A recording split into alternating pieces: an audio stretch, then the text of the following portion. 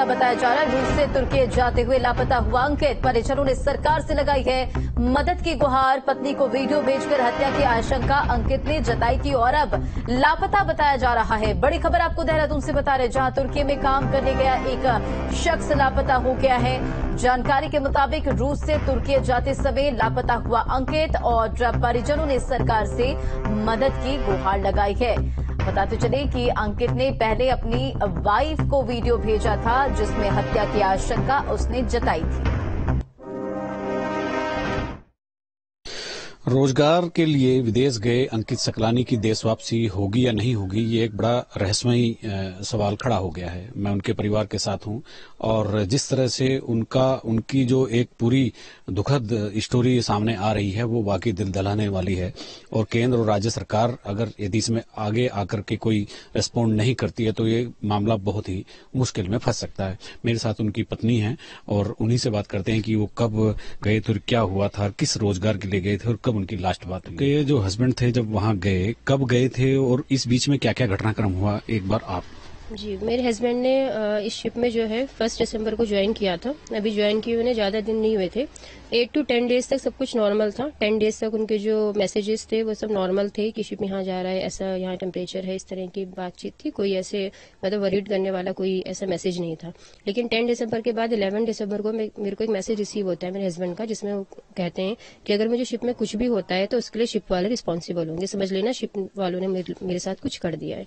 जब मुझे ऐसे मैसेजेस अपने हस्बैंड की तरफ से मिले तो मैंने उनसे जानना चाहा कि ऐसी क्या दिक्कत है। तो उन्होंने कहा कि यहाँ पे लोग मुझे पसंद नहीं कर रहे हैं, मैं साइन ऑफ करना चाहता हूँ, मैं यहाँ जॉब काम नहीं करना चाह रहा इस शिप में। तो मैंने भी सोचा शायद उनके क्लैशेस हो रहे होंगे किसी के साथ। वैसे वहाँ पे मोस्टली जितने भी मेंबर्स थे उनके साथ वो सारे इंडियंस ही थे।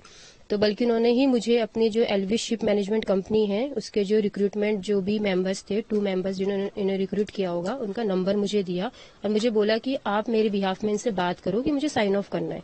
तो मैंने अपने हस्बैंड के बिहाफ में जो एजेंट है उनको फोन किया और मैंने इनसे बात की। एक बार ये बताइए थोड़ा कि आपके हस्बैंड जो हैं क्या करते थे, किस कंपनी के माध्यम से वहां पर गए थे। जी, एल्विस शिप मैनेजमेंट ये कंपनी है जो कि मुंबई में थाने में इसका ऑफिस है। और मेरे हस्बैंड मतलब वहां जाके उन्होंने विजिट नहीं किया है। ये जो भी प्रोसेस हुआ ये सब ऑनलाइन हुआ है। तो मुंबई में नहीं गए उस कंपनी के जो एरिया जहाँ पे वो कंपनी है का ऑफिस है। काम मर्चेंट नेवी में था। हाँ, मेरे हस्बैंड मर्चेंट नेवी में थे, सेलर हैं वो। मैंने जैसे बताया कि 15 to 16 ईयर से वो यही काम कर रहे हैं। इनसे बात की और मैंने उन्हें ये भी कहा कि हम आपको टिकट के पैसे और जो भी अमाउंट है वो हम आपको पे कर देंगे, क्योंकि वो समय से पहले अपना कॉन्ट्रैक्ट जो है वो पूरा नहीं कर पा रहे, समय से पहले आ रहे हैं, तो हमें अगर जो पेमेंट करनी है हम दे देंगे। तो कंपनी ने बोला कि मंडे को शिप पोर्ट पे लगेगा तभी आपके हस्बैंड को साइन ऑफ मिलेगा। अभी तो जो शिप है वो तो ऑन रूट है, तो हम बीच में तो साइन ऑफ नहीं दे सकते, लेकिन मंडे को जो है शिप पोर्ट पे लग जाएगा, हम आपके हस्बैंड को साइन ऑफ दे देंगे। अभी आपको क्या लग रहा है, क्या हुआ होगा और किस तरह की आपको रिक्वायरमेंट है सरकार से मदद की, क्या आपका।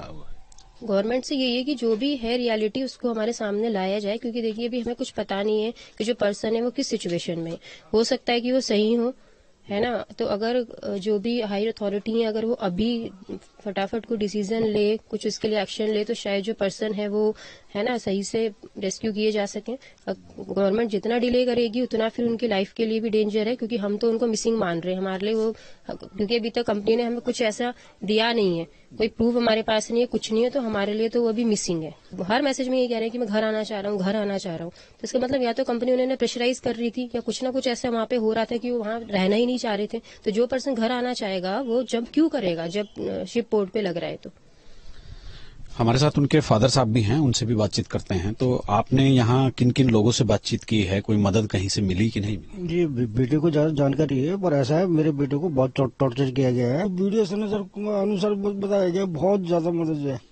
अभी जिंदा भी है ये नहीं है, हमें तो पता नहीं है इस बारे में। निशांत, आपसे भी बात हुई थी उनकी, आप उनके भाई हैं, तो आपसे क्या बात हुई थी उनकी। लास्ट टाइम मेरे से उससे बात हुई थी 8-9 के आसपास। जैसे उसने मुझे बोला कि मेरे साथ यहाँ पे दिक्कत हो रही है मुझे, कि मुझे वापस आना है, मुझे वापस बुला दीजिए, कि किसी ना तरह कांटेक्ट करके मुझे वापस बुलाइए।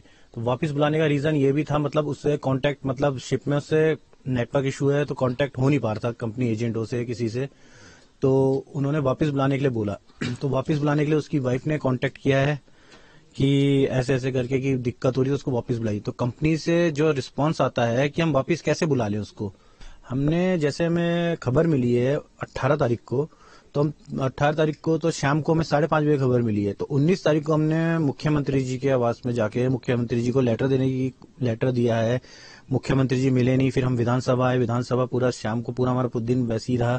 तो शाम को जाके 5 बजे करीब हमने लेटर दिया है उनके ओएसडी जी को।